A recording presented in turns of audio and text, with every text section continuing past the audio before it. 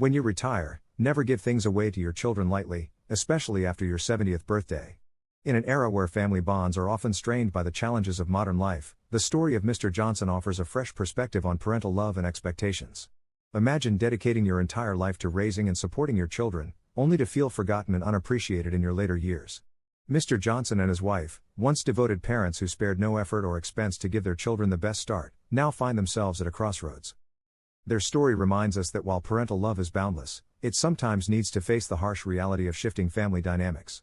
Dive into this compelling narrative to understand why Mr. Johnson chooses to protect his retirement funds, prioritizing independence over unconditional support, and what this means for retirees facing similar emotional and financial dilemmas. However, there are exceptions. Mr. Johnson from our neighborhood is different. He and his wife were both civil servants with good salaries and a significant amount of savings. Now, they are both retired, and their combined pension income exceeds €5,000 per month. Despite this, they haven't given a cent to their children since their retirement, which has surprised many people. While other parents are eager to financially support their children, they firmly refuse. What could they be thinking? Let's listen to Mr. Johnson's story and understand the reasons behind this decision. Mr. Johnson shares, "I am 72 years old this year, retired for 12 years. My wife is 5 years younger than me and has also been retired for over 10 years. We both worked in the government sector, so our combined monthly pension amounts to over €5,000. With such a pension, we live comfortably, enjoy what we want, and travel as we please. We don't make any compromises after a lifetime of hard work. Retirement is a time to enjoy life. Despite our comfortable situation, we have never spent a penny on our children. Some may wonder, with such a high pension, wouldn't we have some money left over to support our children? After all, young people have it tough, and parents should help them. But my wife and I prefer to keep the money for ourselves, even if it depreciates, rather than spend it on our children."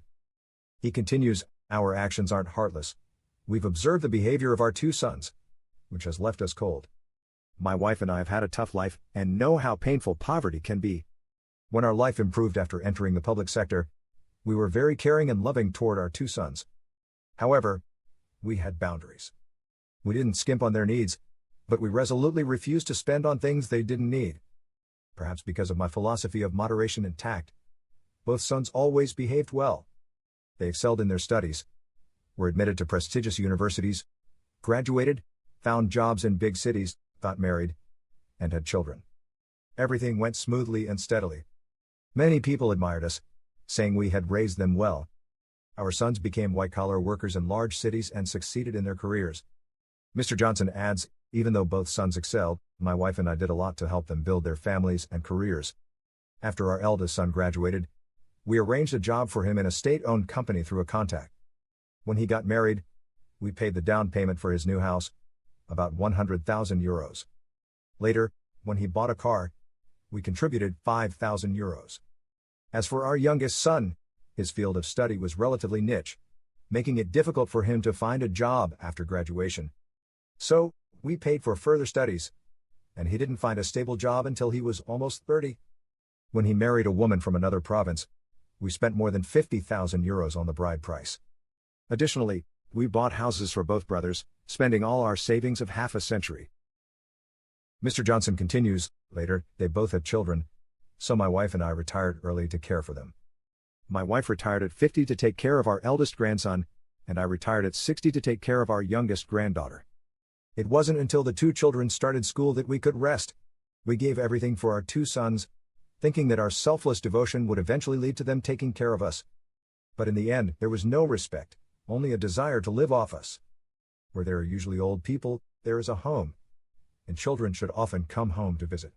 But our sons are different. They rarely come home during holidays and hardly ever call." Mr. Johnson recalls, "Our eldest son lives only 300 kilometers away, just a 4-hour drive, but he only comes home once a year, usually during the new year.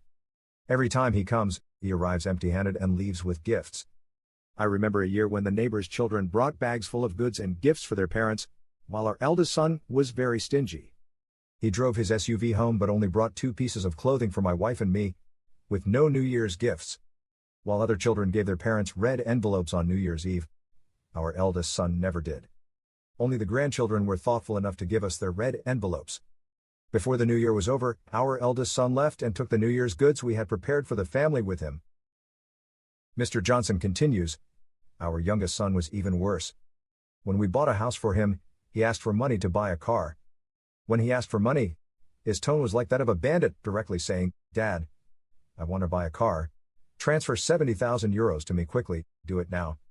I felt very uncomfortable with my son's demanding attitude. It seemed as if he thought he was the father and I was the son. So, I refused.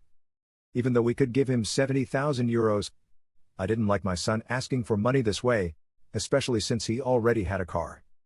Buying another would be wasteful. Later, when he couldn't get money for the car, he found other ways to ask for money, saying he needed it to renovate the house or start a business, asking for tens of thousands of euros each time. But I saw through his intentions and only gave him a little money each time. Unexpectedly, because I didn't give him the money, my son began treating us poorly, as if we had wronged him. Every time he came back, he was cold and distant, and he left as soon as he finished eating. Even when we asked him to stay longer, he heartlessly refused, saying it was uncomfortable to stay at home. Over time, Mr. Johnson notes, the actions of our two sons made us colder inside. 4 years ago, my wife was hospitalized for arthritis. Although we paid for the surgery and treatment costs ourselves, my wife wished our sons would come visit her. However, both sons avoided the visit as if it were the plague. Neither of them came back, as if visiting their mother would cost them money. In the end, both sons only made a simple phone call and showed no real concern. What was originally a simple operation caused my wife much pain, not physically but emotionally. While she was in the hospital, other patients were accompanied by their children, but we only had each other, which was quite pitiful. Mr. Johnson continues, later, while my wife was still recovering, I accidentally fell and broke my foot. At that time, my wife's back was not in good shape, and she couldn't take care of me. I wanted our two sons to come help us, but they kept making excuses. One said he was busy with work, and the other claimed he wasn't feeling well. Even though I explained the seriousness of my situation, they both said they couldn't come. Helplessly, I spent money to hire a caregiver. During my recovery, however, I discovered through my grandchildren that my eldest son had taken his family to the coast for a vacation, and that the youngest son had gone hiking. Knowing this broke my heart more than the physical pain did. Reflecting on Mr. Johnson's journey, we can see the profound love and dedication that he and his wife poured into their sons' lives. They worked tirelessly, sacrificing their own desires and comforts to provide the best for their children. They believed that by giving everything, time, resources, and affection, they were building a strong foundation for their family. However, as the years passed, they were met with an unexpected reality. Their sons, now grown, had come to see their parents' generosity as an expectation rather than a gift. The respect and gratitude that should have grown from such devotion were instead replaced by a sense of entitlement and distance. The moral of this story is a reminder that unconditional love, while beautiful, must be balanced with the teaching of values such as respect, gratitude, and responsibility. Parents naturally want to give their children everything they can, but it's equally important to instill in them an understanding of the sacrifices being made on their behalf. Without this awareness, children may grow up taking their parents' efforts for granted, failing to recognize the love and hard work behind them.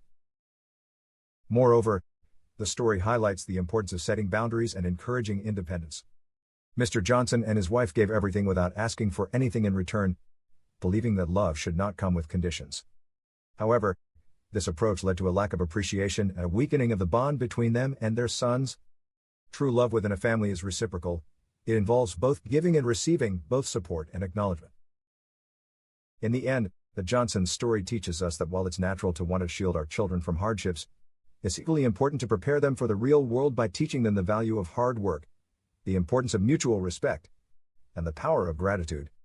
A family built on these principles is one where love is not only given but also deeply appreciated, creating lasting bonds that endure through all of life's challenges.